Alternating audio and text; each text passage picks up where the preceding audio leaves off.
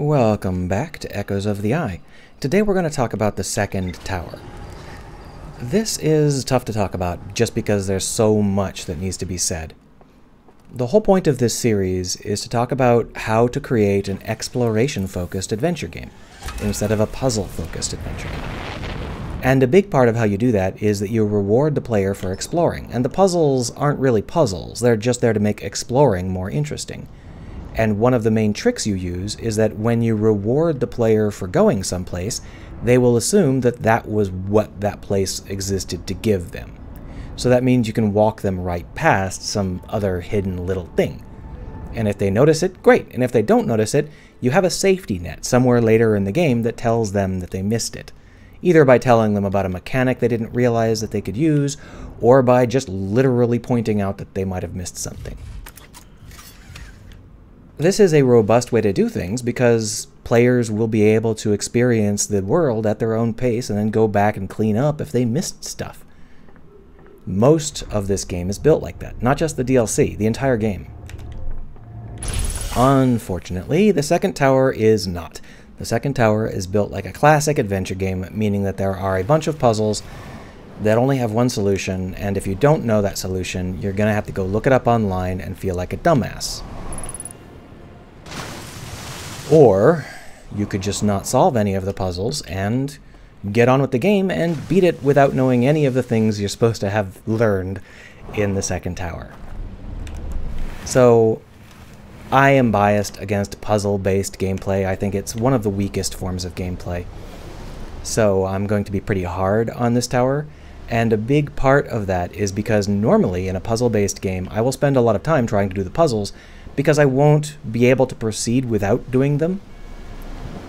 But in this game, if I don't get one of the puzzles and I don't really understand what's going on, I can just leave and go somewhere else. And that means that I will move on without having solved those puzzles or learned any of the things they were trying to teach me. Or maybe I'll learn the wrong lesson. So an example of how to do exploration-focused gameplay would be Towers 1 and 3. Both of those have depth to them. It's like, oh, I need to go to the building over there, but I can't find a bridge. And then, of course, the question is, how do you get to the building?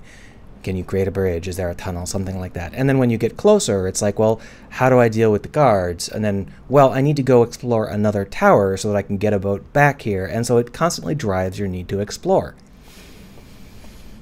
The puzzles aren't really puzzles for the most part. They're just there to give you some traction while you're exploring. This tower is not like that.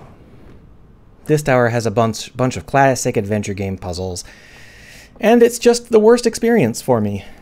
And you probably didn't have this issue, but for me, this was the tower that very nearly destroyed the entirety of the game. I'll talk about what I mean. We've already discussed this puzzle here, which is the map room puzzle. You have to remember, I did not know that this puzzle room existed in this tower, so I didn't know what the heck was going on there. It was just a puzzle that I couldn't even begin to solve. However, if you do solve that puzzle, it takes you back out into the real world, away from this place. So it doesn't really help you explore, it makes you go backwards. When you get here first, you're probably going to do this. It's going to light up. It's a very nice little pop that lights things up. Yeah, it doesn't compare to the first or the third tower where you get to see mansions and singing lake houses and deep forests. This is just a shack with some candles on it. It's not at the same level. We do get to see this well here and a whole bunch of wooden houses in a ring around the well. And this is not a bad setup, except for one problem. Where is forward? Is it to the right? Is it to the left? How do I move forward? Where do I go next? They don't tell you. Let's say we go left. I tend to follow a left-hand rule when I have nothing better to guide me, and in this case, a left-hand rule brings you right out here. And even if this is your first location, you're probably going to figure out how to summon up the boathouse. Boom. Of course, that boathouse there allows you to solve a puzzle in the real world or leave to another tower, both of which are specifically about not going any deeper into this one. Yeah, that's not very helpful. Okay, well, if we keep going, we definitely do find this. It's almost impossible to miss, and it's an elevator. It might be the very first elevator you've ever seen, and it takes you down into the well. So you want to go over there to the well, and this is obviously a path to get there, but there's this weird, like, twisted, knotted, multiple path setup, and you're like, what's this about? Now, if you've played the game before, you realize this is your figure 8 for avoiding the guards. Yeah, I didn't know there would be guards. That didn't make any sense to me. So I was like, how does this help me get into there? How would this possibly help me get in there? Can I jump from here to there? Drop artifact. Huh, that's interesting. I've never seen that before because I've never stared at the ground before. Oh.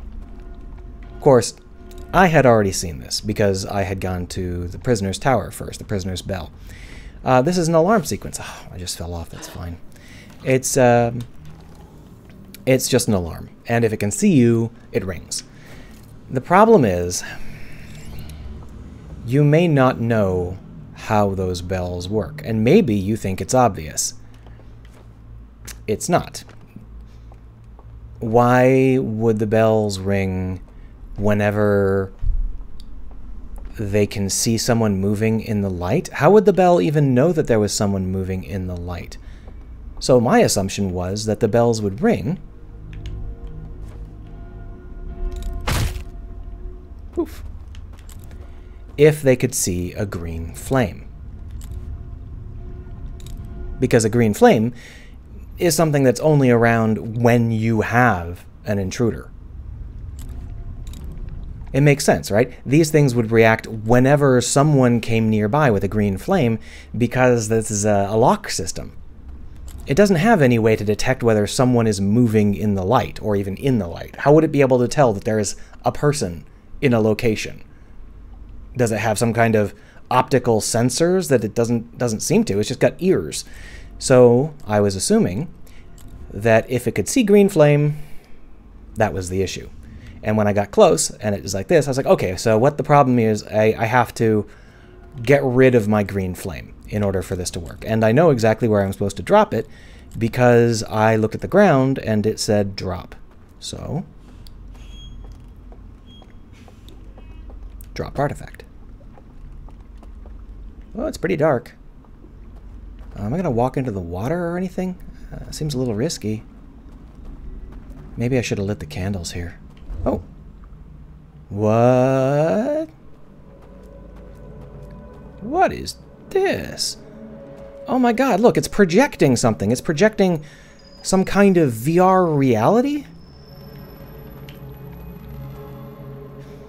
Okay, so if you've played the game, you know what's going on here is that this is completely unrelated to the alarms. If you drop your artifact and walk away from it, you get this result regardless.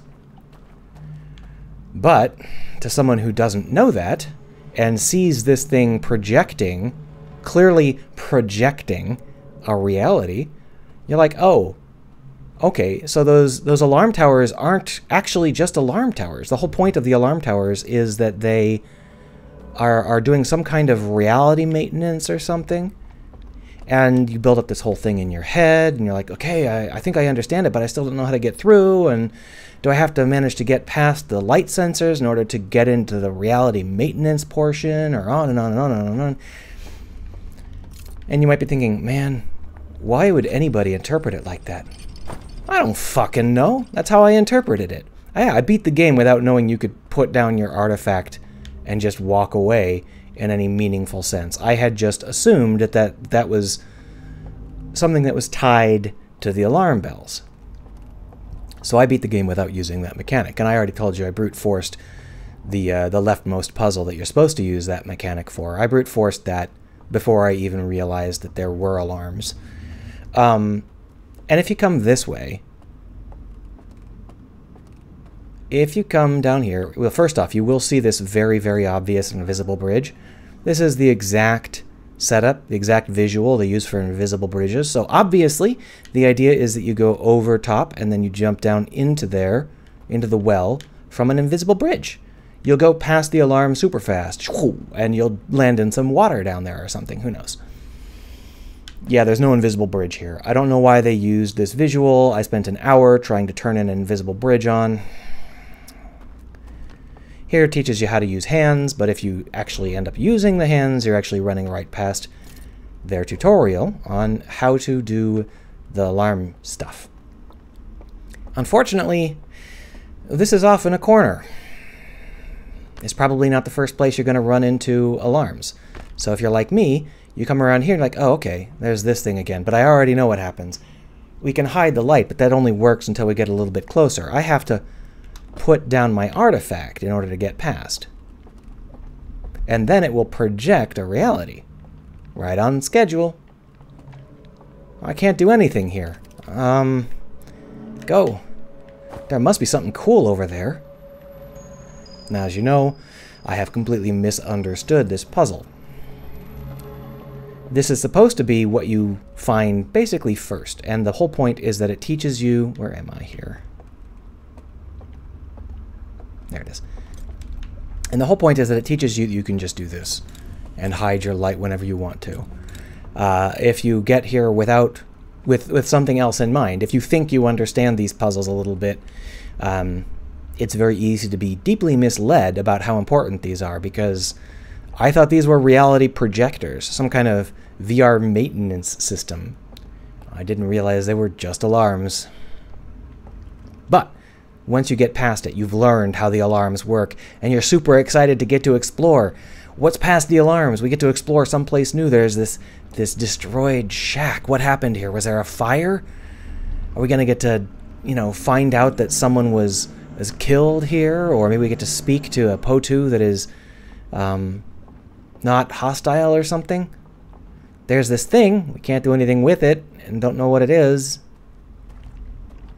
Yeah, there's nothing here. Maybe, if you're like me, you will spend several cycles just trying to figure out what you're overlooking. And the answer is nothing. Your reward for learning how to get past the alarm bells and having a new place to explore is nothing. Screw you. So one of the main points about designing an an exploration-focused game is that when you explore someplace new, you reward the player with some tidbit so they think they know the point of that place. But while you do that, you escort them past something that they might not notice, and they'll have to realize later with a safety net. You tell them that they overlooked something in some way. There's a couple of ways to do it. And they'll go back and they'll be like, oh, God, there's more to explore here. I totally overlooked it. That's what they're trying to do here, except there is no reward for exploring here. It's just a big old screw you. And the thing that they're ushering you past is something that you can't possibly just happen to find. Not unless you are manually scanning every single dark nook and cranny of every single place you ever go. The only way you could possibly learn about this hand is by finding the incinerator room, which means either being extraordinarily aggressive about searching every nook and cranny of the real world, or going through the map room quest. Either way, it's something that you can't learn without that one place that teaches you what it is. It's not something you explore. It's something you're told. And that's not very good. So needless to say, I beat the game without ever doing this.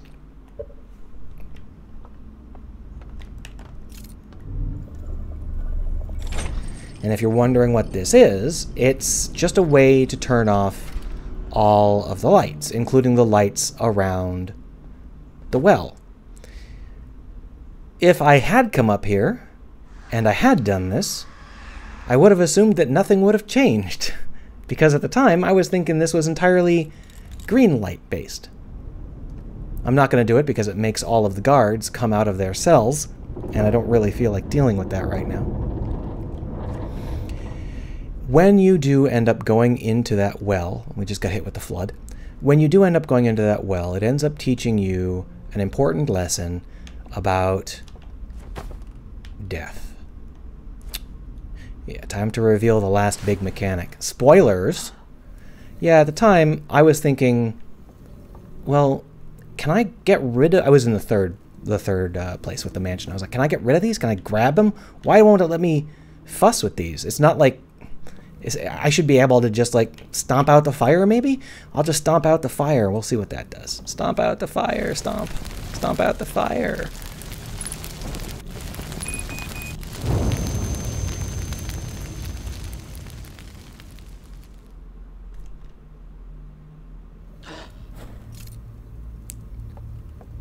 That's interesting. Now, obviously, when I learned this, I immediately went to finish the game. There was no reason to come here and solve this puzzle, but after I finished the game, I came back here and quote-unquote solved this puzzle. And the way I did it was by walking, because you can't hear the bells anymore. You're dead. Your ears don't work. And the whole point of the bells is that it's a real-world set of clangers right above your head. So if you come here and you're already dead, you don't have to trigger the lights out and fight the guards and do the bizarrely mandatory guard avoidance stealth section of this adventure game. And instead, you can just walk right in. Now, this isn't entirely true, because there is one guard in the library, even if you do it this way.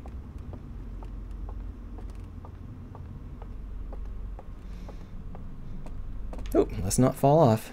There we are. So this place is a mausoleum of sorts. There are all sorts of, like, pictures of people and stuff. This is a guard room. This is where they come down when you shut off the lights. There's all sorts of pictures of dead people hanging around these. But there is also one person who is not a picture.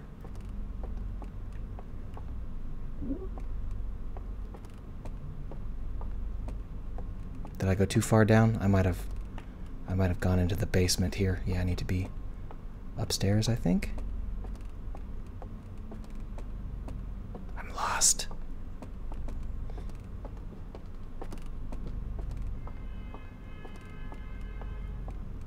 Yeah, here we are.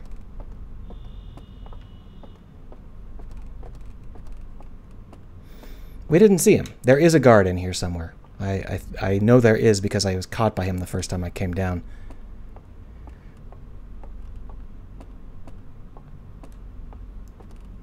And then we go down into the elevator. And if you solve this puzzle this way, you learn something extremely depressing from this library.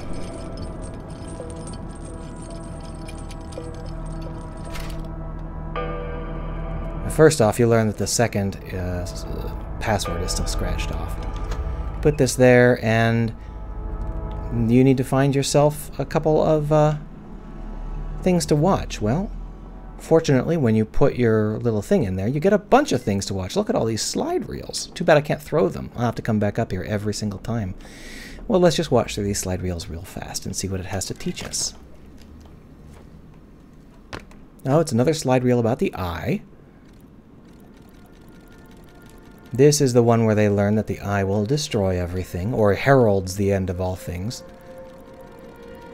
And then they panic, and they get real upset, and they decide to destroy every record of their eye, stop worshipping their eye, and contain it. And this is the part that was burned out in the real-world version.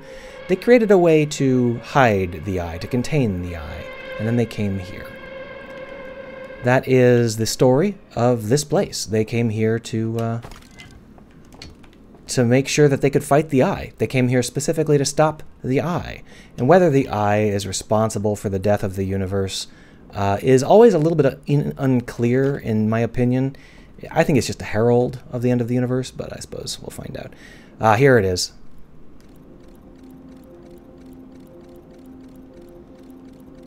This is how the bells work. They wake you up.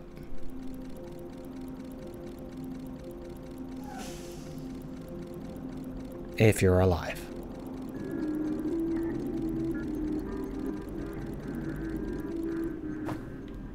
I believe that the other...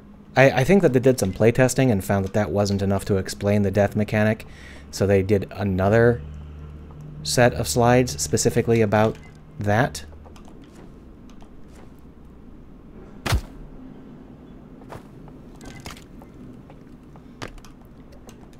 Or am I remembering a different room? No, this is it.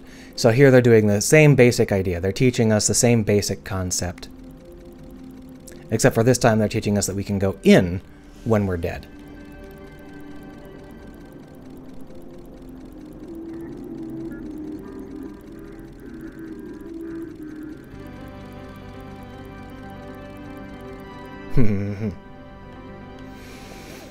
So that covers both sides of the question, and if you see those, you should at least start to realize the final mechanic of the game, that you can just die. Since the game involves a lot of reboots, trying again and again and again, you can, do that without worrying about the rest of your game, because it's going to reset in a minute or two anyway. It works great. I think that is a fantastic mechanic. Out here you can see the glitch world. This is one of the places we couldn't reach because there is a lagoon between us and the edge, so we couldn't just jump here. But this begins, it might end, depending on the order you do things in. There is a tendency of this game to make you solve a puzzle in a really obnoxious way and then tell you how stupid you were and how you could have solved it in a much easier way. The third tower has the same issue.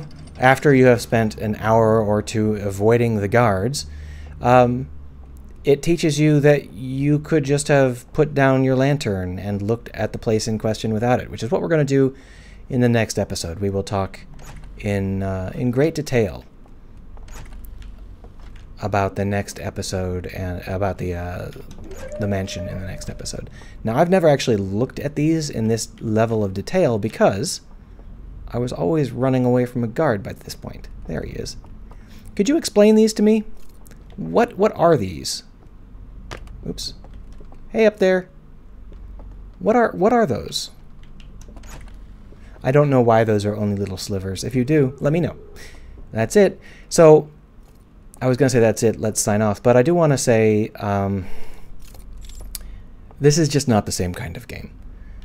This whole tower is full of puzzles that are very much solve it in the way that the devs intended, and it doesn't have to connect to anything. It doesn't send you off to explore anywhere else. It doesn't make you eager to try other things. Even if you do find out this death mechanic, all it really does is show you how to beat that one lock, because it doesn't have any other use anywhere else in the game. It's just not an exploration-focused setup. And that's kind of what I wanted to talk about. Whoa, whoa, whoa, whoa, hey there. What you gonna do, huh? Now that I don't have a torch, what are you gonna do? Huh? Oh, you just breaks your neck. Have a good one, everybody.